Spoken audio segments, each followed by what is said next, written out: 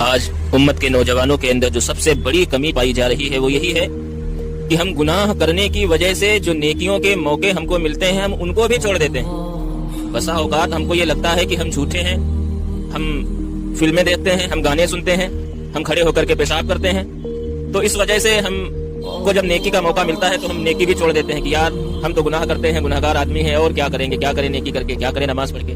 تو میرے بھائی، جب تم نیک کام کرنے کی وجہ سے گناہوں کو نہیں چھوڑ سکتے تو کم از کم گناہوں کے کرنے کی وجہ سے نیک کام کو کیوں چھوڑ دیتے ہو؟ اس سے کیا پتا چلتا ہے، کیا ثابت کرنا چاہتے ہو؟ یہی کہ اللہ کی رحمت تمہارے لیے نہیں ہے۔ میرے بھائیوں، اللہ کی رحمت اتنی وسیع ہے کہ ساری کائنات کے انسان مل کر کے نافرمانی کریں اور آسمان سے زمین تک کے گناہوں کو پر کر دیں، بس ایک بار اللہ رب العزت کی بارگاہ میں بندہ جائے اور ندامت کے آنسو اور دل کی گہرائی کے ساتھ اللہ سے سچا پکا وعدہ کر لے، اے کریم آقا مجھ سے غلطی ہو گئی، معاف فرما دیجئے، اللہ رب العزت بندے کے تمام گناہوں کو معاف فرما دیتا ہے۔ وہ اتنا زیادہ غفور الرحیم ہے۔ ایک دلچسپ واقعہ یاد آ گیا، علامہ شبلی رحمۃ اللہ علیہ وضو کر کے نماز کے لیے مسجد جا رہے تھے۔ الہام ہوا کہ اے شبلی، تو یہ کچا پکا وضو کر کے میری طرف نماز کے لیے جا رہا ہے؟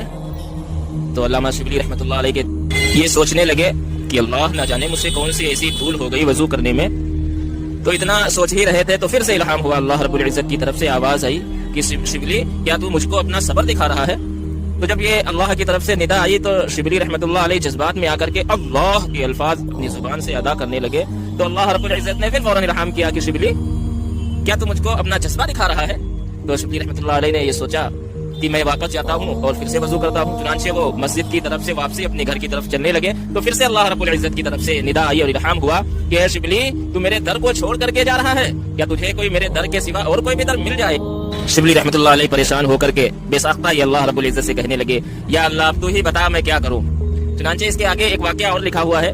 ایک مرتبہ علامہ شبلی رحمۃ اللہ علیہ بیٹھے ہوئے تھے تو اللہ رب العزت نے الہام فرمایا اور یہ فرمایا، شبلی، کیا میں تیرے تمام عیبوں کو ان دنیا والوں کے سامنے کھول دوں تاکہ یہ لوگ تمہاری عزت بھی نہ کریں اور تمہارا احترام بھی نہ کریں؟